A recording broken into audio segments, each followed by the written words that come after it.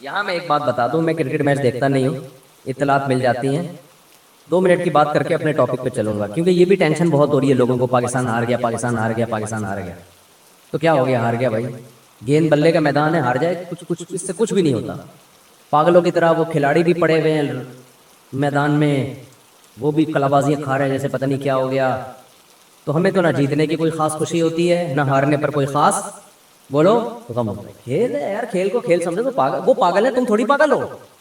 ہمارے پاس ٹینشن کی اور کم چیزیں ہیں، تو ہم ان چیزوں پہ یار قومیں کھیل ہے نا، کھیل اس میں ہار بھی ہوتا ہے، تھوڑا سا خوشی ہو جائے، جیت گیا بھائی، جیت گیا تو تھوڑا ہاں وہ بس ختم۔ اس سے زیادہ کھیلوں پہ خوشی منانا یہ آپ کے پاگل ہونے کی علامت ہے۔ کھیل ہے، کھیل ہے۔ لوگ کہتے ہیں قوموں کی تقدیریں بدل رہی ہیں تقدیریں، لیکن بیوقوفوں کی تقدیریں بدل رہی ہیں اس سے۔ جب بیوقوفوں نے اس کو اتنی ویلیو دے دی ہے نا، بیوقوف لوگوں نے، تو ان کی تقدیریں یقیناً بدلیں گی اس سے۔ لیکن عقل مندوں کی صحت پہ اس سے کوئی فرق بولو نہیں پڑتا۔ آپ سائنس ٹیکنالوجی کے میدان میں ہار گئے ہو، اس پہ روتے ہوئے اچھے لگتے ہو۔ آپ میدان جنگ میں ہار جاؤ، اس پہ روتے ہوئے اچھے لگتے ہو۔ آپ اکنامکلی معیشت کے میدان میں ہار جاؤ، اس پہ روتے ہوئے اچھے لگتے ہو۔ ہمارا بھی دل چاہتا ہے رونے کا، جب بجلی کا بل آیا نا تو یہاں تو میں ہنس رہا ہوں، آپ کو کیا پتا میں بند کمرے میں کتنا رویا ہوں گا جا کے۔ سبھی روئے ہیں نا، کوئی میرے اکیلے کی بات نہیں ہے۔ اس پہ روتا ہوا اچھا لگ رہا ہے کہ ابے اتنا بل تیرا باپ دے گا کیا؟ وہ آ گیا تھا کہ الیکٹرک والا بجلی کاٹنے کے لیے، تو ہمارے لڑکوں نے بولا اتنا بل تیرا باپ دے گا کیا؟ خیر وہ تو کاٹ کے چلے جاتے ہیں، میں تو سوچ رہا ہوں کہ جڑ سے اڑا دو بجلی کا کنیکشن یار، اندھیروں میں رہو، اندھیروں میں۔ ایک آدمی کا کسی گاؤں سے فون آیا، مفتی صاحب پورے گاؤں کی بجلی کٹ گئی ہے، کچھ زکوٰۃ صدقہ بھیج دو اللہ کے نام پہ، سولر پلیٹیں لگانی ہے میں نے، سولر پلیٹیں۔ میں نے کہا دیکھو خالی تمہاری بجلی کٹی ہوتی نا، باقی گاؤں والوں کی نہیں کٹی ہوتی تو سمجھ میں آتا ہم زکوٰۃ دے دیتے، آپ سولر پلیٹیں لگا دیتے۔ جب سارے گاؤں کی کٹ گئی تو جب سب اندھیرے کو انجوائے کر رہے ہیں تو آپ بھی کیا کرو؟ انجوائے۔ اب وہ ہوشیار ہو گیا کہ اگلی دفعہ زکوٰۃ مانگنے کے لیے اسٹائل کیا کرنا پڑے گا؟ چینج کرنا پڑے گا، یہ والا اسٹائل سے کام بھی بنا۔ سمجھ رہے ہو کہ نہیں سمجھ رہے؟ کسی نے مجھ سے کہا کہ پورے گاؤں میں قربانی نہیں ہوتی، گوشت ہی نہیں آتا، مفتی صاحب ہمارے گھر بھی نہیں ہو رہی، سب جگہ ہوتی تو گوشت آ جاتا۔ میں نے کہا جب پورے گاؤں میں ہی نہیں ہو رہی تو پھر آپ کے بھی نہیں ہو رہی، یا تو اتنا سارے کھا رہے ہوتے آپ بیچارے، تو جس غم میں سب برابر کے شریک ہوتے ہیں وہ غم پھر غم نہیں لگتا۔ تو ہونا یہ چاہیے کہ الیکٹرک والوں کو بولو کہ پورے محلے کی بجلی قیامت تک کے لیے جڑ سے خاتمہ کر دو اس کا، نہ رہے گا بانس، نہ بجے گی بانسری۔ اس کے بڑے فضائل ہیں۔ رات کو ٹائم پہ سو جاؤ گے جب اندھیرے ہوں گے، آپ کہو گے گرمی میں سوئیں گے کیسے؟ ایک ہفتہ نیند نہیں آئے گی، اس کے بعد تمہارے باپ کو بھی نیند آئے گی گرمی میں۔ نیند ایسی چیز ہے جو ہم سے پوچھ کے نہیں آتی، ہم پہ مسلط ہوتی ہے۔ دیکھو اس کی ایک مثال دیتا ہوں۔ اب ایسا نہ ہو کہ الیکٹرک والے میری بجلیاں کاٹ کے چلے جائیں کہ یار یہ تو باقیوں کی کاٹے، اس کو تو ضرورت ہی نہیں ہے بجلی کی۔ بھائی کاٹو تو سب کی بجلی کاٹو، خالی ہمارے اکیلے کی نہیں کاٹو، ہم یہ کہہ رہے ہیں، سمجھ لے، سب کی بجلی کاٹ دو، سکون میں آ جائیں گے یار۔ یہ رات کو انٹرنیٹ پہ بیٹھنا، موبائل، ٹک ٹاک، ان چیزوں سے جان چھوٹ جائے گی۔ اب مجھے ایک بات بتاؤ، شور میں نیند نہیں آتی نا، لیکن ٹرین میں تو آ جاتی ہے، اتنا شور ہو رہا ہوتا ہے، کیوں؟ بھائی تھوڑی دیر تک نہیں آئے گی، جب نیند کا غلبہ ہوگا تو نیند اسی شور کی عادی ہو جاتی ہے، پھر تو ٹرین رکے گی تو آنکھ کھل جائے گی، یہ آواز ایک دم بند کیوں ہو گئی ہے؟ تو یہ جو گرمی میں نیند نہیں آئے گی 4 5 6 دن نہیں آئے گی، اس کے بعد باڈی اسی کی عادی ہو جائے گی، باڈی اسی کی عادی ہو جائے گی۔ دیکھو میں پنکھوں کا عادی ہوں، اے سی کا عادی نہیں ہوں، تو میں پنکھا ہی چلا کے سوتا ہوں، مجھے پنکھے کی جو آواز ہے نا ڈنگ ڈنگ، اور جتنا پرانا پنکھا ہوگا اتنی اچھی نیند آتی ہے مجھے۔ تو ہمارے گھر والے کہتے ہیں بھائی یہ پنکھے کی آواز سے نیند خراب ہو رہی ہے، میں کہتا ہوں یہ میرے لیے لوری ہے، اور جتنا پرانا پنکھا ہوتا ہے مجھے نیند اتنی اچھی آتی ہے، کیونکہ اچھا پنکھا ہوگا اس میں آواز کم ہوگی۔ پرانا پنکھا ڈنگ ڈنگ ڈنگ ڈنگ ایسے آواز آ رہی تھی، ڈنگ ڈنگ ڈنگ، وہ پرانا زمانہ مجھے یاد آتا ہے یار، ونس اپون اے ٹائم اس طرح کے پنکھے ہوا کرتے تھے۔ تو مجھے اپنا بچپن یاد آتا ہے، ہمارے شاید میری دادی کو جہیز میں ملا تھا، ایک پڈسل فین تھا، وہ ایسے ہی گھومتا تھا ڈنگ ڈنگ ڈنگ کر کے، مجھے وہ زمانہ یاد آتا ہے، بڑی سکون کی نیند آتی ہے۔ میں کہیں بھی جاتا ہوں پنکھا تلاش کرتا ہوں، یار پنکھا چلاؤ ڈنگ ڈنگ ڈنگ، نہیں تو نیٹ پہ پنکھا لگا کے، پنکھے کی آوازیں انٹرنیٹ پر بھی ہیں، اس سے پتہ چلتا ہے ادھر ہماری بیماری نہیں ہے، بہت سے لوگوں کی ہے یہ، انٹرنیٹ پہ لوگوں نے پنکھے کی آوازیں یوٹیوب میں ڈالی ہوئی ہیں۔ تو جس چیز کا اپنی باڈی کو عادی بناؤ گے بھائی وہ عادی بن جائے گی۔ اب میں سعودی عرب میں 2 مہینے رہا تو ہوٹلوں میں ہی رہا جاتا ہے، وہاں پہ دھوپ ہی، اب جب حرم میں نکلو گے تو دھوپ ہوگی ورنہ دھوپ نہیں ہے، اتنا ڈپریشن ہوئی ہے، ایک ٹینشن ہوئی ہے بھائی یہ کیسے گھر ہے، نہ دھوپ نہ وینٹیلیشن۔ ہم تو کراچی آئے تو یہاں دیکھا کہ یار دھوپ بھی ہے، ہوا بھی ہو، ایسا دماغ کو سکون ملا. تو بجلی کے جو بل آ رہے ہیں یہ کم نہیں ہوں گے. آپ اپنے حکمرانوں سے امیدیں لگانا چھوڑ دو. اس کا حل یہ کہ کوئی پتھر سے نہ مارے میرے دیوانے کو، بم کا زمانہ ہے اڑا دو سالے. تو ایک ایک کر کے کنیکشن نہ کاٹو میرے بھائی، پورے ملک کی ایک دم سے بجلی اڑا دو. 1 مہینہ لگے گا پرانی روٹین پہ ہمیں سیٹ ہونے میں. اس کے بہت سارے فائدے ہوں گے. جلدی سوئیں گے، صبح جلدی اٹھیں گے، اور پسینہ نکلے گا. آپ پسینہ نکلنا اتنا، دیکھو گرم علاقے کے لوگوں کی عمریں لمبی ہوتی ہیں، ٹھنڈے علاقے کے لوگ ویسے لال ٹماٹر ہوتے ہیں، عمریں بہت کم ہوتی ہیں. ٹھنڈے علاقے فالج، بلڈ پریشر، یہ زیادہ تر ٹھنڈے علاقوں کی بیماریاں ہیں. گرم علاقے کے جو پسینے جب نکلتے ہیں نا، باڈی میں فلیکسیبلٹی رہتی ہے، لچک رہتی ہے، تو باڈی صحیح رہتی ہے انسان کی، پسینہ نکلتا ہے. آپ دیکھ رہے ہو نا گرم علاقے افریقہ کے جو لوگ ہیں کالے کالے ہوتے ہیں، لیکن ہوتی کتنی لمبی لمبی عمریں ان کی. تو ہم نے معیار متعین کرنا ہے بھائی قرآن و سنت سے، اللہ سے. اللہ تو قرآن و سنت ہی کے ذریعے بتائے گا نا. تو اس میں سب سے پہلا معیار اللہ کا کیا ہے؟ اللہ کہتا ہے جو مشرک ہے، جو اللہ کو نہیں مانتے یا اللہ کے ساتھ شرک کرتے ہیں، ان کی جتنی نیکیاں ہیں، ہر وقت لوگوں کو کھانا کھلاتے رہیں، لوگوں سے اچھے اخلاق سے بات کرتے رہیں. تو اللہ نے قرآن میں فرمایا کَرَمَادٍ اشْتَدَّتْ بِهِ الرِّيحُ فِي يَوْمٍ عَاصِفٍ. ایک راکھ کا پہاڑ ہوتا ہے نا، پہاڑ راکھ ہوتی ہے نا، جو جل کے راکھ حاصل ہوتی ہے، کتنی لائٹ، کتنی ہلکی ہوتی ہے وہ. اس کا پہاڑ ہو تو دیکھنے میں تو لگے گا بڑا وزنی، لیکن آپ پھونک ماریں گے وہ پہاڑ اڑ جائے. تو اللہ نے کہا کہ تم چونکہ اپنے اینگل سے دیکھ رہے ہو چیزوں کو، اس لیے تمہیں جو مشرک اور کافر لوگ ہیں ان کے عمل دیکھنے میں بہت اچھے لگیں گے. انہوں نے اسپتال بنا دیے، انہوں نے انسانیت کی ایسی خدمت کی، لیکن وہ وزن میں میرے نزدیک بہت ہلکے ہیں. قیامت کے دن جب ان کو ترازو میں رکھا جائے گا، ان کا ایک پھونک ماریں گے اور وہ اڑ جائیں گے. اللہ نے یہ نہیں کہا کہ ان کا وزن ہے ہی نہیں، بلکہ اللہ نے کہا ان کا وزن بہت ہلکا ہے، وہ اس قابل نہیں ہے کہ ان کو بخشوا دے. ہاں اس قابل ضرور ہے کہ عذاب میں کمی کا ذریعہ بن جائے، اس قابل ضرور ہے کہ عذاب میں کمی کا ذریعہ، بخشوا نہیں سکتا ان کو. اور اللہ کی نظر میں جو سب سے بڑی نیکی ہے وہ کیا ہے؟ توحید، اللہ کے وجود کو ماننا اور اللہ کو ایک سمجھنا. حالانکہ انسانیت کی نظر میں تو کوئی یہ بہت بڑی نیکی نہیں ہے. اب یہاں ایک سوال پیدا ہوتا ہے کہ اللہ نے یہ اینگل رکھا ہوا کیوں ہے؟ اللہ تعالیٰ اس اینگل سے دیکھتا کیوں ہے؟ یعنی یہ کیا بات ہے کہ آپ اگر مشرک ہیں، اللہ کے ساتھ شرک کرتے ہیں، یا اللہ کے وجود، جیسے ملحد اور ایتھیسٹ لوگ خدا کو مانتے ہی نہیں ہیں، وہ کہتے ہیں ہے ہی نہیں ہے، سب آٹومیٹیکلی خود بخود سب کچھ چلا آ رہا ہے. سوال یہ پیدا ہوتا ہے کہ پھر ایسا وجہ کیا ہے؟ اللہ نے اتنا مضبوط موقف کیوں رکھا ہوا ہے، جس کو میں اپنی زبان میں موقف کہہ رہا ہوں. اللہ کی طرف موقف کا لفظ کی نسبت نہیں کی جاتی، لیکن آسان لفظوں میں سمجھانے کے لیے کہ ایسا کیوں اللہ نے یہ نظریہ ہے کہ بھئی یہ اگر تم کفر کرتے ہو، اللہ کے ساتھ شرک کرتے ہو، تو کوئی حیثیت تمہارے کسی عمل کی اللہ کی نظر میں نہیں ہے. کیوں؟ دیکھیں اس کی وہی وجہ ہے کہ اللہ کہتا ہے، ہم جب کہتے ہیں نا یہ انسانوں کی خدمت کرتا ہے، بہت اچھا ہے، تو اللہ کہتے ہیں سب سے پہلے جس نے تم پر احسانات کیے، جس نے تمہیں پیدا کیا، اس کو تم بھول گئے. میں گھر کی ایک مثال دیتا ہوں، ابا اماں کی. آپ کی پیدائش کا سبب آپ کے والدین بنے، ماں نے آپ کو جنا، دودھ پلایا، پالا پوسا، آپ کے ابا نے آپ کی تعلیم پہ خرچ کیا، آپ کو گھر دیا. ایک طویل عرصے تک آپ ماں باپ کے احسان میں پلے رہے، پل پل پل آپ ماں باپ کے محتاج تھے. جب آپ اپنے پاؤں پہ کھڑے ہو گئے، اب آپ غریبوں کو کھانا کھلا رہے ہو، مسکینوں کو کھانا کھلا رہے ہو، لوگوں کے ساتھ تھینک یو ہنس کھیل کے بات کر رہے ہو. ابا کو لفٹ کرانے کے لیے تیار ہوئی. دنیا تو کہے گی آپ بہت اچھے ہو، لیکن کوئی عقل مند ہوگا نا جو صحیح اینگل سے دیکھتا ہوگا، وہ کہے گا اس سے کیا فائدہ، جو اپنے تھے ان کو آپ بھول گئے، اور جو غیر تھے ان کو آپ نے اپنا بنا لی. بلکہ اور تانے ملیں گے آپ کو. تو اللہ کہتا ہے نحن اقرب الیہ من حبل الورید هو اعلم بکم اذ انتم اجنۃ فی بطون امہاتکم. وہ تمہیں اس وقت سے جانتا ہے جب تم ماں کے پیٹ میں چھپے ہوئے تھے. اس وقت تمہاری ماں تمہیں نہیں جانتی تھی، اس وقت سے جانتا ہے. اسی نے پانی کے اندر ایسے سافٹ ویئر انسٹال کیے ہیں کہ ماں کے رحم میں جانے کے بعد اس میں آنکھ، ناک، کان، دل، دماغ، جگر بنتے ہیں. یہ ساری نعمتیں تمہیں اس نے دی ہیں. پھر جب تمہیں دنیا میں لایا تمہاری ماں کی چھاتی میں اس نے دودھ کے چشمے جاری کر دیے.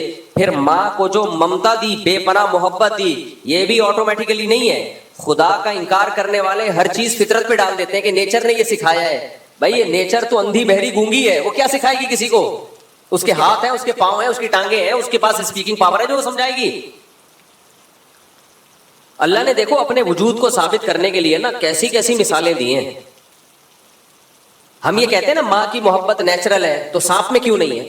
سانپ کی مادہ انڈے جنتی ہے، انڈے دیتی ہے، اور جیسے ہی بچے نکلتے ہیں کھانا، بچے سب سے پہلے ماں سے دور بھاگتے ہیں سانپ کی مادہ کے.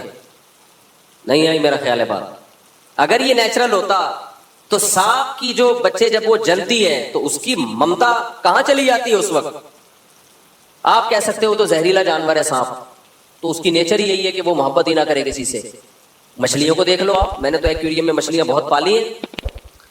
مچھلیاں تو زہریلی نہیں ہوتی، کتنی پولائٹ سی مخلوق ہے مچھلی، فش آرام سے یوں تیر رہی ہوگی. مچھلیاں جب انڈے دیتی ہیں پہلے تو انڈے کھا جاتی ہیں، وہ انڈے جو بچتے ہیں اس سے چھوٹی چھوٹی مچھلیاں نکلتی ہیں، پھر ان کو بھی کھاتی ہیں. وہ ماں خود اپنے بچوں کو کھاتی ہے. جو بچہ بچ نکلنے میں کامیاب وہ جی لیتا ہے، ورنہ اکثر بچے ماں بولو کھا جاتے ہیں. اور بھی مخلوق ہیں ایسی، کچھ جانور ایسے ہیں جن میں ماں بچہ جن کے کھا جاتی ہے، اور کچھ جانور ایسے ہیں جن میں ماں کی بچے سے محبت ہوتی ہے، اور کچھ ایسے بہت زیادہ ہوتی ہے، اور کچھ ایسے اتنی زیادہ ماں بچے سے محبت کرتی ہے کہ اپنی جان دے دیتی ہے، بچے کو بچا لیتی ہے. تو اس سے پتہ چلتا ہے بھائی یہ خود بخود نہیں ہے، یہ ایک مینجمنٹ ہے. فطرت نے ہر ماں میں اس کی جو ہے نا ایک خاص طریقے سے محبت کے سافٹ ویئر انسٹال کیے ہوئے ہیں. کسی میں محبت زیادہ ڈال دی ہے، کسی میں کم ڈال دی ہے، کسی میں بالکل بھی نہیں ڈالی، اور کسی میں نفرت ڈال دی ہے، اور کسی میں بہت زیادہ نفرت ڈال دی ہے. تو یہ ماں کی محبت کو ہم نیچرل کہتے ہیں، یہ اپنی زبان میں کہتے ہیں، ورنہ نیچرل اصل میں اس دنیا میں کچھ بھی نہیں ہے، سب خدا کا پیدا کرتا ہے. اب جب آپ دیکھتے ہو نا کہ کون سے جانور ہیں جن کے ماں کے دل میں، اچھا کچھ جانور ایسے ہیں کہ ماں تو محبت کرتی ہے، باپ نہیں محبت کرتا بچوں سے. جیسے اکثر جانوروں میں باپ کے دل میں کوئی محبت ہوتی ہے بچوں سے. بھائی بکری اپنے بچے کو پالتی ہے، بکرا پالتا ہے جس کے بچے ہیں. مجھے لگ رہا ہے آپ لوگ کیا پالتا ہے، میرے چپ بیٹھے ہیں. بکری بچے کو پالتی ہے، بکرا نہیں پالتا. گدھی گدھے کو پالتی ہے، گدھا نہیں پالتا. اس کو کوئی ہوش ہی نہیں ہے کہ میرا بچہ ہے یا پڑوسیوں کا بچہ ہے، اس سے کوئی فرق نہیں. مچھلیوں میں کیا ہوتا ہے، بچے پیدا ہوئے مچھلیاں کھانا شروع کر دیتی ہے، لیکن بعض مچھلیاں ایسی ہیں اتنی محبت کے جو پیر ہے نا ماں بھی پالتی ہے اور اس مچھلی کا باپ بھی پالتا ہے.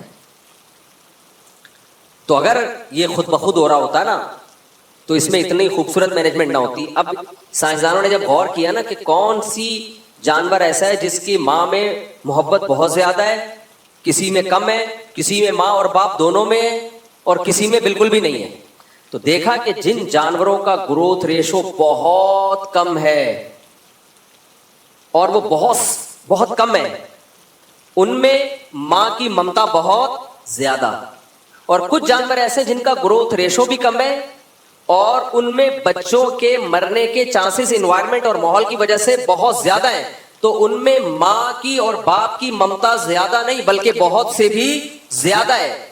اور کچھ جانور ایسے جن کی گروتھ ریشو بھی کم اور وہ طوفانی ہواؤں میں پیدا ہوتے ہیں اور بے تحاشا ان کو طوفان جھیلنے پڑتے ہیں، تو ان میں صرف ماں اور باپ کی محبت نہیں، پورے خاندان کی محبت ڈالی ہوئی ہے، سارا خاندان مل کے بچے کو پالتا ہے. یہ جو پینگوئن ہے آپ اس کی ویڈیو جا کے دیکھو. ابے وہ پینگوئن نہیں جو 3 پیس سوٹ اور ٹائی پہن کے وہ سمندر کے گرد گھوم رہے ہوتے ہیں، 3 پیس سوٹ اور ٹائی میں نہیں، وہ جس کو پانی کی بلی کہتے ہیں میرے خیال ہے اردو میں، وہ 3 پیس. مجھے تو ایسا لگتا ہے، میں نے دیکھا ہے وہاں ناروے وغیرہ میں نا، تو وہ 3 پیس جاپان میں بھی برف میں ہوتے ہیں نا وہ، تو وہ انہوں نے ان کا ماحول بنایا ہوا شدید سردی میں رہتے ہیں. تو یہ انٹارکٹیکا وغیرہ میں جہاں پر بہت برفانی ہوائیں طوفان، تو بچہ ان طوفانوں کو نہیں جھیل سکتا، تو اس کے لیے اللہ نے میں نے کتاب پڑھی ہے اس پہ، ڈاکومنٹری نہیں دیکھی، ایک سائنٹسٹ کی میں نے کتاب پڑھی ہے, کئی سال ہو گئے, پوری مجھے یاد نہیں ہے وہ, کہ کیسے اس کی ماں اور باپ دونوں مل کے ایک بچے کو پالتے ہیں. ہم ایسے 19 کو نہیں پال سکتے جیسے وہ, سڑاتا رہوں گا میں, چڑھاتا رہوں گا, جیسے وہ, اللہ نظر سے بچائے. تو جیسے وہ ارشاد بٹی نے مجھ سے پوچھا تھا نا کہ آپ یہ قوم کی خدمت کر رہے ہیں, وہ بھی بیچارہ فیملی پلاننگ والوں سے متاثر ہے, کہہ رہے بہت اچھی خدمت ہو رہی, بہت اسٹائل سے وہ طنز مارے تھے اس میں. تو لوگ سمجھتے ہیں میں شرمندہ ہو جاؤں گا, میں شرمندہ ہوں, لیکن اس پہ شرمندہ ہوں کہ پروگریس جتنی ہونی چاہیے اتنی ہے نہیں, پھر میں شرمندہ ہوں. جو رزلٹ ہونا چاہیے وہ ہے نہیں. 19-20 تو آپ آج کل آپ کے پی کے میں جاؤ آرام سے, 19-20 کوئی مسئلہ ہی نہیں. تو خیر تم کتنے ہو؟ 6 بہن, تو تم 19 کہہ رہے ہو ان کو یار.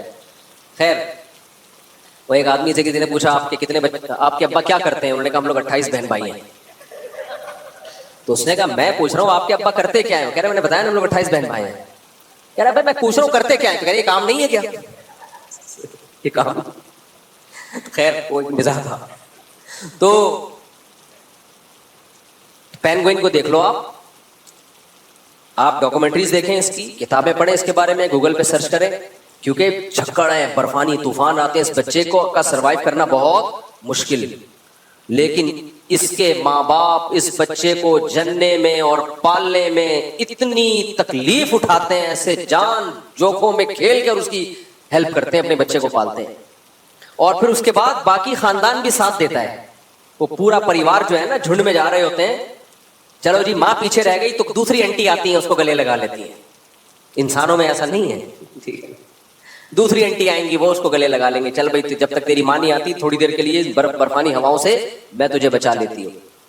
لیکن جن جانوروں میں گروتھ ریشو بہت زیادہ ہے, تنادن پیدا ہوتے ہیں, ان میں اللہ اگر ماں کی ممتا رکھ دیتا نا تو ماں تو سارا دن سینکڑوں بچوں کو پال پال کے خود مر جاتی وہ, اور اتنے ہی ان کے گروتھ ریشو ہوتا کہ وہی نسل ہوتی, باقی دنیا میں سب ختم ہو چکے. سانپ کی مادہ ہزاروں انڈے دیتی ہے, اب وہ ہزاروں میں اگر 500 بھی بچ جاتے تو سانپ ہی سانپ ہوتے دنیا میں. اسی طرح مچھلیاں, میں نے ایک فش پالی ہے, وہ ہے کون سی فش ہے, گولڈن فش, موٹی سی, 10,000 انڈے کہتے ہیں ایک وقت میں دیتی ہے وہ. 10 ایسی مچھلیاں ہیں, 10,000 انڈے, اور 20 50 ہزار انڈے, پھر ان سے 50 ہزار بچے نکلتے ہیں. اب آپ سوچ لو 50,000 بچے نکلے, وہ 50 کے 50,000 ماں نے پال پوس کے اسکول بھیج کے ٹیوشن فیس لگا کے سارے ویکسین کروا کر اس کو جوان کر دیا. ان 50,000 کی جب شادی ہوگی تو ایک کے 50,000, تو 50,000 کو 50,000 سے ضرب دو تو اکائی دہائی سینکڑا, ہزار, 10,000, کیا اکائی دہائی سینکڑا, ہزار, 10,000, لاکھ, 10 لاکھ, کروڑ, 10 کروڑ, ارب, تو تقریباً 5 ارب یا 50 ارب, صحیح کیلکولیشن کر لینا گھر بیٹھ کے, 50 ارب تھوڑے دنوں میں ہو جاتا ہے. تو مچھلیاں ہی مچھلیاں ہوتی میرے بھائی, سمندر میں تو پاؤں رکھنے کی بھی جگہ نہیں ہوتی, پھر وہ سب مر جاتی, تعفن پھیلتا. تو اللہ نے کہا اتنے بچے یہ پیدا کر رہی ہے تو ان کی ماں کے دل سے اللہ نے ممتا چھین, بولا کھاؤ, جو نکل گیا وہ میچ جیت جائے گا. ٹھیک ہے, وہ پہلے دن سے ہی بھاگنا شروع کرتا ہے, پہلے اماں سے جو نکل گیا وہ جیت گیا. تو بھائی یہ ماں کے تو وہ بھی مچھلی ہے. تو اچھا کچھ جانور ایسے نر اور مادہ دونوں مل کے پال رہے ہیں اس کو, تو یہ پورا ایک مینجمنٹ ہے. قرآن کی اس آیت کو یاد رکھو, قرآن جہاں بھی اللہ کی کائنات کے مظہر ہمارے سامنے رکھتا ہے کہ کائنات میں یہ کچھ ہو رہا ہے, یہ کچھ ہو رہا ہے, 2 لفظوں میں اللہ اپنی قدرت کو بیان کرتے ہیں. اللہ کہتے ہیں ذالک تقدیر العزیز العلیم. بہت زبردست آیت ہے, اللہ کرے سمجھ میں آ جائے. جو اللہ کا انکار کرنے والے لوگ ہیں نا, اللہ ان کو نہیں چھوڑے گا. اللہ کہتے ہیں تم کتنے نیک ہو, کتنے نیٹ کلین, تھینک یو, اور ہر وقت اچھی اچھی باتیں کرتے ہو, غریبوں کو کھانا کھلاتے ہو, ہسپتال بنا دیے, یتیم خانے بنا دیے, اور بہت ہی nice person, nice to meet you. یہ سب جب تم سے کوئی ملتا ہے تو لوگ کہتے ہیں نائس ٹو میٹ یو, بہت خوش ہوتے ہیں. اور لیکن اگر تم مجھے نہیں مانتے, اللہ کہتے نہیں چھوڑوں گا, کیونکہ تم نے چھوٹا جرم نہیں کیا, چھوٹا جرم نہیں کیا. ایک ایسی ذات کا انکار کر دیا جس کی قدرت کی نشانیاں صبح و شام اپنی آنکھوں سے دیکھتے ہو، صبح و شام دیکھتے ہو، تو تمہیں اس کا کیوں خیال نہیں آیا؟ تو تقدیر العزیز العلیم، تقدیر کہتے ہیں مینجمنٹ، اندازہ، ایڈجسٹمنٹ، یہ سب الفاظ تقدیر کے لفظ میں سما سکتے ہیں۔ ایڈجسٹمنٹ ہے اس میں، مینجمنٹ ہے اس میں، ایک ہمیں ایک کیلکولیشن ہے اس میں، ایک ہوائی نہیں ہے ورنہ نظام چل نہیں سکتا تھا۔ اب ملحد اور ایتھیس کیا بولتا ہے؟ ایتھیس بولتا ہے کہ حسن اتفاق ہے اس لیے ایسا ہو رہا ہے، یعنی خوبصورت مینجمنٹ ہے نیچر کی وجہ سے۔ اللہ کیا کہتے ہیں؟ خوبصورت مینجمنٹ ہے نیچر کی وجہ سے، لیکن اس نیچر کو بنانے والا کون ہے؟ خالق۔ خود بخود یہ نیچر بنی نہیں ہے، یہ فزکس کے جو لا ہے اور جو پوری دنیا جن قوانین پہ چل رہی ہے یہ خود بخود نہیں بن سکتے، یہ ہو نہیں سکتا۔ تو اس لیے اللہ کی نظر میں سب سے بڑا مجرم وہ ہے جو خدا کا انکار کرے، ہلکا جرم نہیں ہے۔ تبھی تو ہمارے اسلاف بزرگان دین اس کی ساری زندگی کوشش کرتے رہے کہ ہماری ایمان پر موت واقع ہو، ایسا نہ ہو ہم سے آخری وقت میں ایمان سلب ہو جائے۔ اب آپ دیکھو اتنے لوگ ایمان کفر پہ موت واقع ہو رہی ہے، ان کو تو اس کو کوئی پرواہ نہیں ہوتی۔ کتنے کافر ہیں ان کو کہا جائے موت کے وقت اب تو تم کلمہ پڑھ لو بھائی، کہتے نہیں ابھی بھی نہیں پڑھ رہے ہوتے، وہ ان کے اندر میں کلمے کی ویلیو نہیں ہے۔ اور ہمارے یہاں بزرگان دین اور اسلاف جن کی زندگی گناہوں سے پاک تھی، ساری زندگی اسی خوف میں گزر گئی کہ اللہ ہم سے ایمان نہ چھین لے۔